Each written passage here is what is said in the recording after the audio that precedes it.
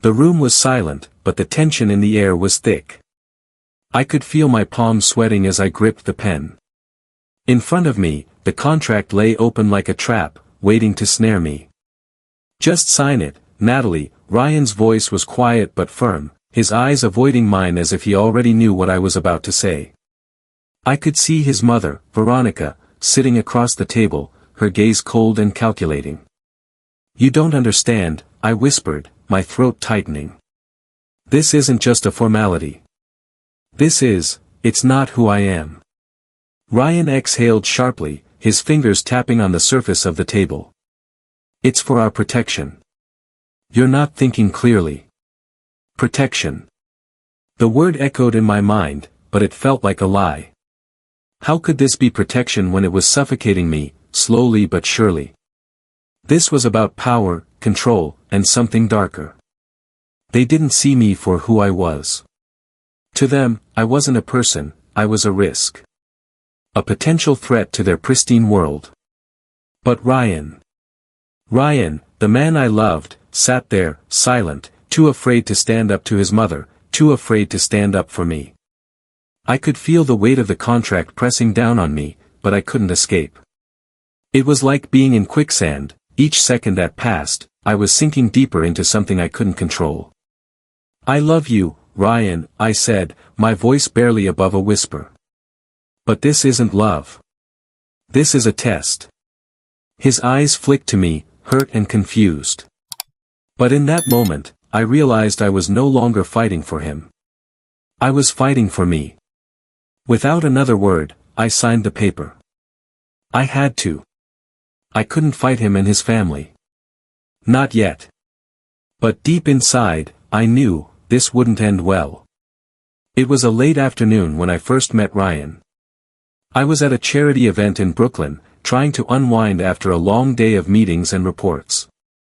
I just wrapped up a project that had taken months of hard work to get off the ground, and for the first time in weeks, I allowed myself to relax. That was when he walked in. Ryan was different from the usual crowd. While most of the people there wore their wealth like armor, Ryan seemed out of place. His smile was genuine, his laugh warm. He wasn't there to impress anyone, he was there to make a difference. It was his eyes, though, that drew me in. They weren't just brown. They were alive, full of curiosity, like he was genuinely interested in the world around him. That was rare. I hadn't seen eyes like that in a long time. After the event, we grabbed coffee together. 2 hours passed like minutes. We talked about everything. My job, his passion for tech, my work in social services. We were from different worlds, but somehow, it felt right. There was something about him. Something I couldn't ignore. A month later, we were inseparable. But the cracks started to show soon enough. At first, I ignored the subtle comments from his family. I told myself they were just being protective. But it didn't take long for the truth to become clear. When I met Ryan's mother, Veronica, for the first time, it was like stepping into a different universe. Her house was huge, elegant, with marble floors and chandeliers. Every corner of the space screamed wealth, and she screamed judgment. I could feel her eyes appraising me the moment I walked in, as if I was some kind of specimen. She made no effort to hide her disdain. "So, you're the social worker?" she asked, her voice dripping with false sweetness. How noble. There it was. The first blow. I could see the subtle smirk on her face as she looked me over, sizing me up like I was an inconvenience. I was already starting to regret this, but Ryan was smiling, happy to have me there. He didn't see it. Not yet. The more I tried to prove myself, the more Veronica pushed me away. And Ryan? He didn't defend me. Not in the way I needed him to. Every time she threw a barb, he'd chuckle nervously, trying to deflect, but it wasn't enough. And as time passed, I began to wonder if it ever would be. It was a rainy Thursday evening when Ryan proposed. We were walking through Central Park, the place where we had our first date, surrounded by the golden glow of the street lamps. He dropped to one knee, holding a stunning ring that shimmered in the dim light. My heart soared. This was it. This was my fairy tale. And then he said the words that would shatter everything. "Natalie, I love you. But my mother, we need to talk about a prenup." My smile faltered. A prenup? This wasn't a proposal. This was a demand disguised as love. Veronica had orchestrated this.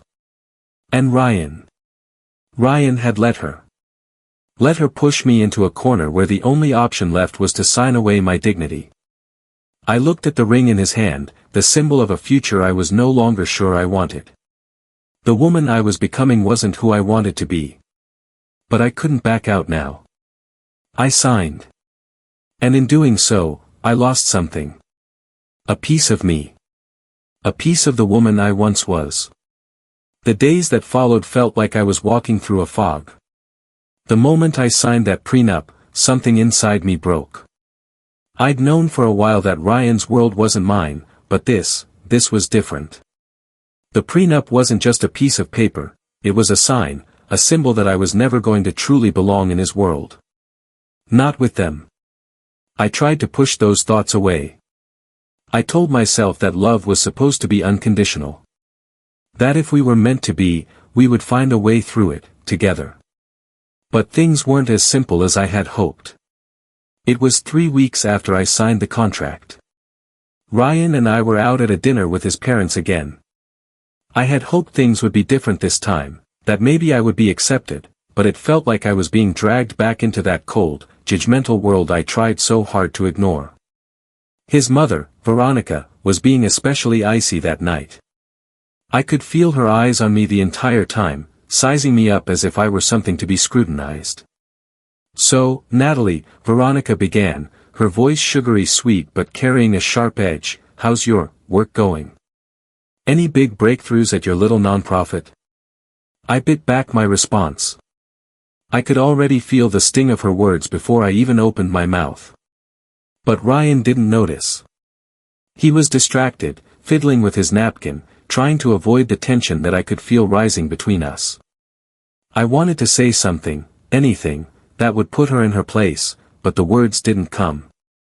Instead, I smiled and tried to change the subject. But deep down, I felt it.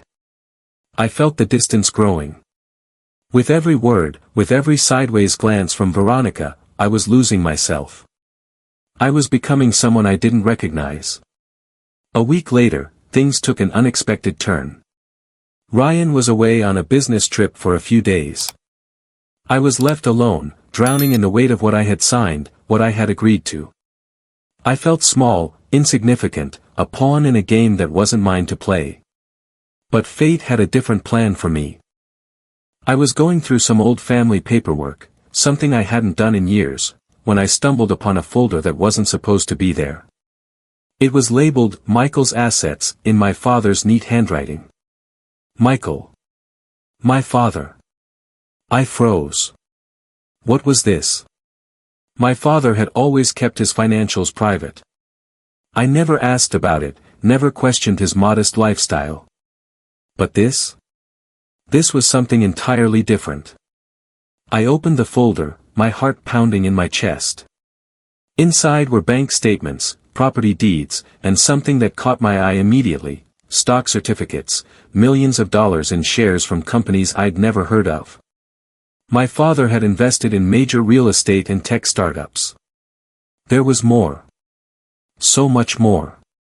Documents detailing private investments, major business dealings, and even photos of my father with influential people, men and women I'd only seen on TV. I couldn't believe what I was seeing. My father, quiet, humble, and always telling me that money didn't matter, was a multimillionaire. A silent investor with a portfolio worth over $2 billion. I sat there in stunned silence. This couldn't be real. Could it? It was that night when everything shifted. Ryan returned from his trip, and I knew something had to change. I couldn't keep living this lie.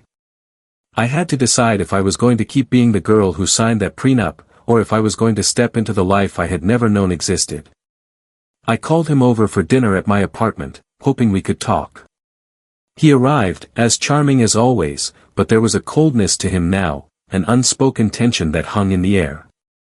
"Natalie, I've been thinking," Ryan said, sitting down at the table. "About what we talked about before I left." I nodded, trying to stay calm. This was it. The moment that would decide everything. He looked at me, his eyes softening. "Look, I know things have been hard. But I think it's time we talk about where we're going. You know how much my family means to me, right? And I'm trying to make sure we're on the same page."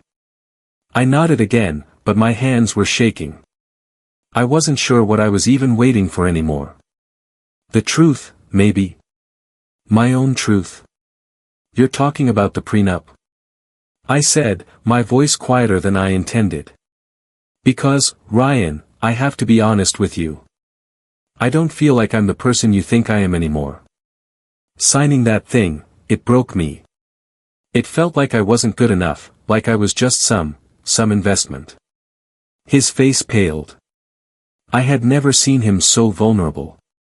"I didn't want to hurt you," Ryan said, his voice faltering. "But my family, they wanted me to protect everything we've worked for."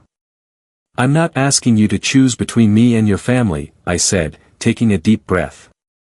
"But I need you to understand something. I can't keep pretending to be someone I'm not just to fit into your world. I have something I didn't know about, something I think you need to know about." I reached into the drawer where I had placed the folder earlier and slid it across the table toward him. Ryan stared at it, his brow furrowing in confusion. This is from my dad. He passed away a few weeks ago." I paused. "I found out that he's worth over $2 billion, Ryan. He was a silent investor all these years. And now, I've inherited everything." His eyes widened in disbelief. "Wait, what?" I could see it in his face. The shock, the confusion. But there was something else too. Something that made me feel like he was starting to see me, not as the girl he'd thought I was, but as the woman I had become. Ryan was silent for a long time, his eyes darting over the documents. When he finally looked up, there was no judgment. No resentment. Just shock. "I had no idea," he whispered, almost as if speaking to himself. I swallowed hard, my heart racing. This was the moment I had been dreading. Was he going to embrace me for who I was, or would he pull away, scared of the power I now held? Would he still love me for me, or would he just see a woman with more money than he ever dreamed of? "You need to understand something," I said, my voice steady now, though the weight of it all felt like it was crushing me. "I didn't want this. I didn't want this life. But now that I know, now that I have it, I want to use it for good. For people who need it. Not for a game. Not for control." Ryan blinked rapidly, clearly overwhelmed. I don't know what to say. There it was. The question I'd been asking myself all along, was he still the man I fell in love with, or had he only ever loved the idea of me? The air between Ryan and me was thick with unspoken words. His shock hung in the room like a heavy cloud, and I could see his mind racing, processing everything I had just told him. But there was something else in his eyes, a flicker of something I hadn't noticed before. Fear. You're serious, aren't you?" Ryan finally asked, his voice barely above a whisper. I nodded. "I didn't know about it until now. But it's real. All of it. My dad, he kept it from me for a reason. He wanted me to live a normal life, to never let money define me." Ryan took a step back, his hand running through his hair, looking bewildered. "But this changes everything. Everything I thought I knew about you, about us." "You're right," I said, cutting him off. "It changes everything. But I'm still the same person, Ryan. I haven't changed. I'm still the woman you've been dating." He didn't respond right away. He just stood there, frozen, the weight of the revelation sinking in. The silence stretched between us, more painful than anything I could say. "I need some time to think," he said, finally breaking the silence. I nodded, though I could feel a knot tightening in my stomach. Time. It was all we had, but it was running out faster than I realized. It was 2 days before Ryan reached out again. But it wasn't what I expected. I was sitting in my small apartment, the one I'd lived in for years, trying to focus on the work I had been neglecting. I'd thrown myself into it, hoping the work would ground me, but nothing felt the same anymore. It felt like I was a different person. When my phone rang, I saw Ryan's name flashing on the screen. I hesitated for a second, then answered. "Hey," I said softly, trying to sound normal. "I need to talk to you." Ryan's voice sounded distant. "Can we meet?" I agreed to meet him at a small cafe in the city, a place we used to go to when things were simpler. When the world felt like it was just the two of us. When I walked into the cafe, I spotted him right away. He was sitting at a corner table, his hands clasped together, his eyes focused on something, anything, that wasn't me. I took a seat across from him. The tension was thick, but it was different this time. There was no warmth in his eyes, no comfort in his smile. He was distant, almost as if he was pulling away from me without realizing it. "I've been thinking a lot," Ryan started, his voice low. "About everything, the prenup, your inheritance, and..." I could tell he was struggling with his words, but I could also tell something had shifted. His gaze flicked to mine, but there was no certainty in his expression, only uncertainty. "Ryan, if you're going to pull away from me because of this, just say it," I said, the words slipping out before I could stop them. He looked taken aback. "It's not that simple, Natalie. I don't know what to think anymore. Everything I thought was real, everything I thought I knew about you, is different now." "I'm the same person," I shot back, my voice firm. "But I'm not going to apologize for what I have, Ryan. This inheritance, it doesn't change who I am. If anything, it makes me more committed to helping people, to helping the communities I've always fought for." Ryan leaned back in his chair, clearly frustrated. "I don't know how to handle this, Natalie. I love you, but I don't know if I can keep up with this new version of you. It feels like we are from two different worlds." His words hit me like a slap. I wasn't sure what hurt more, the fact that he felt that way, or the realization that maybe he was right. Maybe we were too different. "Ryan," I said, my voice trembling now, "I can't keep pretending to be someone I'm not. I'm not going to shrink myself to fit into your world, and I won't apologize for who I've become." He didn't answer right away. He just sat there, staring at me as if he was searching for something he couldn't find. The next few days were a blur of confusion and hurt. Ryan and I didn't speak much after that conversation. When we did, it was short, polite, but hollow. We had both changed, and not in ways I was sure we could come back from. I spent my time focusing on my father's inheritance. For the first time in my life, I was free. Free to do whatever I wanted, to make an impact in a way I had never imagined. But something didn't feel right. I had to face the fact that my world had shifted, but it wasn't just my finances, it was my entire reality. What good was the money if I didn't have the love and support I had once counted on? I decided to visit my father's lawyer, Mr. Thompson, who had been handling my inheritance. He had been working with my father for years, and I trusted him. When I walked into his office, I could feel the weight of everything pressing on my shoulders. I wasn't the same person who walked in just a week ago. That person was gone. And this person? This person was someone who had to learn how to navigate a world that wasn't built for her. Mr. Thompson sat behind his desk, his glasses perched on the end of his nose. "Natalie," he said, nodding as I took a seat, "I'm glad you're here. There's something we need to discuss about your father's legacy." "What is it?" I asked, my heart racing. "Your father left some very specific instructions about how to manage his assets. It's not just about the money, Natalie, he said, looking at me with a level of seriousness I wasn't used to. He had a vision for how you should use this wealth. And it's more than just giving it away. Your father wanted to make sure that you understood its true value. I swallowed hard, trying to process what he was saying. What does that mean? I asked. Mr. Thompson pushed a stack of papers toward me. He wanted you to invest this money in a way that helps people, but in a way that creates change. Your father didn't want you to live a life of luxury. He wanted you to lead, to inspire others.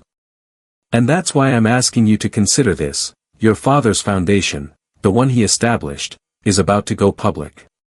This is your chance to take everything he built and make it your own. I felt my heart race. This was it. This was the moment I had been waiting for. But it wasn't just about the money.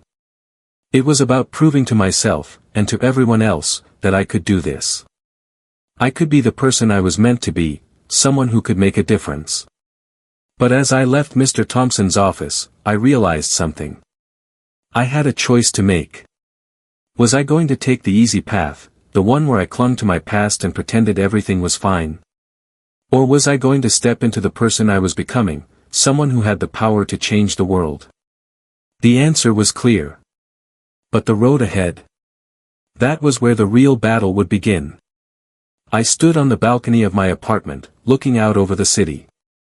New York was alive with energy, lights flickering like 1,000 possibilities, 1,000 directions. But none of those possibilities felt clear to me anymore. What had I become? The woman who signed a prenup, the woman who discovered she inherited a fortune, the woman whose world had been turned upside down in a matter of weeks. It felt like I was losing myself in all these changes, and I didn't know how to pull myself out. I kept thinking about Ryan. About us. The way we used to talk for hours, our plans for the future, the love that seemed so strong. But now. It felt like we were strangers trying to pretend we still knew each other. Maybe we never really did. I hadn't heard from him since our last conversation. He'd texted a few times, asking how I was doing, but nothing more than that. The distance between us was growing, and I wasn't sure if I wanted to close the gap anymore. The decision about how to use my inheritance weighed on me more than I ever imagined it would. My father had left me a legacy. But it wasn't just money. It was an expectation. A responsibility. One I hadn't asked for, but one that was now mine. I spent the next few days going over every document Mr. Thompson gave me, reading through my father's notes and letters. He had built an empire. Not in the way that people usually built wealth, but through quiet, behind-the-scenes investments that had changed industries. And now it was all mine. There were specific instructions about what I should do next. My father had always believed in giving back, but in a way that wasn't just about charity. He wanted me to create something that would last, something that would truly make an impact. I thought about the organization I had worked so hard for, the nonprofit that had once been my entire life. I thought about the kids I helped, the families I fought for. And I knew what I had to do. It wasn't about living in a mansion, driving expensive cars, or flaunting my wealth. It was about changing lives in a way that mattered. But the question was, could I do that on my own? I spent the next few weeks meeting with advisors, financial experts, and people in the nonprofit sector who could help guide me in this new world. I hadn't expected to feel so out of place. Everyone seemed to know what they were doing, while I felt like I was faking it. Then, I met someone who would change everything. Her name was Olivia Gray. She was a former tech entrepreneur who had sold her company for millions and then dedicated her life to social justice and philanthropy. She had built schools, funded medical research, and created sustainable programs for low-income communities all over the world. I had heard of her before, but I never imagined she would be interested in working with someone like me. Our first meeting was in a small cafe in Brooklyn, and I could tell right away that Olivia was different. She had this energy about her, a fire that made everything around her seem possible. "Natalie," she said after I explained my father's legacy and my plans. You have something rare here. But don't waste it. Don't let it turn into something that only serves to pad your ego. Use it to change the game. Her words hit me harder than I expected. What do you mean? I asked. I mean, she said, leaning forward, that you have the power to make a real difference. But you need to think bigger. Don't just donate. Don't just put your name on things. Create something that will change the entire system. The whole damn system. I could feel the excitement growing in me. It wasn't just about the money. It was about creating a new reality, one where I could make a lasting impact. But it also terrified me. Could I live up to this expectation? Could I really make a difference? Olivia saw the doubt in my eyes. You're stronger than you think. Don't let fear stop you from doing what you're meant to do. And remember this, the moment you let money define who you are, you've already lost. That was the moment I knew. I couldn't go back. There was no turning back now. The following evening, I made a decision. I was going to start my own initiative. My father had built an empire, but I would build something different, something grounded in my values and my vision. But as I was finalizing my plans, my phone rang. It was Ryan. My heart skipped a beat. I had been dreading this moment. He had been silent for days, and I didn't know what to expect. Hey, his voice came through the phone, a little strained. Can we talk? I closed my eyes for a moment, taking a deep breath. Sure. We agreed to meet at the same cafe we'd gone to on our first date. I wasn't sure what I was expecting, but I knew it wasn't going to be easy. When I saw him sitting at our usual table, he looked different. His face was pale, and there was a weariness in his eyes I hadn't noticed before. He stood up when I approached, his hands nervously shifting in his pockets. I've been thinking a lot, he said, his voice softer than usual. About everything. About us. I sat down, unsure of what to say. The last few days had been full of uncertainty, and now it seemed like the only thing left was to face the truth. You're right, Ryan said, after a long pause. You've changed. And so have I. But I still care about you. I never stopped loving you, Natalie. I don't know where I fit into this new world of yours. I swallowed hard. Ryan, I don't know what you want from me. This isn't about you and me anymore. It's about what I'm doing now, what I need to do. I can't keep pretending like I'm someone I'm not. I can't keep living in your world when I know there's a bigger purpose for me. He looked down, his eyes filled with frustration. So, that's it? You're just going to walk away from us? From everything we've built together? I shook my head. I'm not walking away from you. I'm walking toward something I'm meant to do. Something bigger than us. And I'm not going to apologize for that. Ryan was quiet for a long time. Finally, he spoke, his voice quieter than before. I don't know if I can follow you on this journey, Natalie. I'm not sure if I can be who you need me to be. My heart sank. This was it. This was the moment I had been dreading. But I knew it was coming. I don't need you to follow me, Ryan, I said softly. I need you to be you. But if we're not on the same path, maybe it's time to let go. I could feel the weight of Ryan's words hanging in the air, pressing down on me. I'm not sure if I can follow you on this journey, Natalie, he had said, his voice breaking the silence between us. My heart had shattered just a little bit more with each word. But at the same time, something else stirred inside me. Something that felt like relief. I had been living in a fog for weeks, caught between who I was and who I thought I needed to be. But now I was standing on the edge of something new. Something bigger than any relationship or any fear. I was standing on the edge of my future. Maybe you're right, I said quietly, more to myself than to him. Maybe we're not meant to walk this path together. Ryan looked at me, searching my face for any sign that I was joking. But I wasn't. I could see the fear in his eyes, the fear that he had lost me, and I could feel the same fear creeping into my own heart. But it was different now. I was no longer afraid of change. I've spent my whole life being afraid, Ryan, I continued, my voice trembling slightly. Afraid of losing people, afraid of being judged, afraid of not fitting in. But I'm not afraid anymore. I've learned that who I am is enough. And who I want to be, is someone who makes a difference. Someone who can change lives. Ryan's face softened, but the tension remained. He reached across the table, taking my hand in his, but there was no spark between us anymore. Not like before. Instead, there was just an awkwardness, a quiet acknowledgement of the fact that we had grown apart.